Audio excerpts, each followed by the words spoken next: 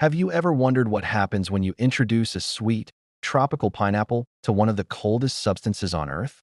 I'm talking about liquid nitrogen, which sits at a mind-bogglingly cold minus 196 degrees Celsius or minus 321 degrees Fahrenheit. We've got our pineapple, we've got our liquid nitrogen, and we've got all the safety gear. Let's see what happens. All right, here we go. I'm slowly lowering the pineapple into this container of liquid nitrogen. Whoa, look at that. Instantly, we're getting this massive cloud of thick, white vapor. It looks like something straight out of a sci-fi movie. This isn't smoke. It's actually the liquid nitrogen rapidly boiling as it comes into contact with the much warmer pineapple. As it turns into gas, it's so cold that it condenses the moisture in the air around it, creating this incredible fog effect. It's like the pineapple is getting its own personal winter storm.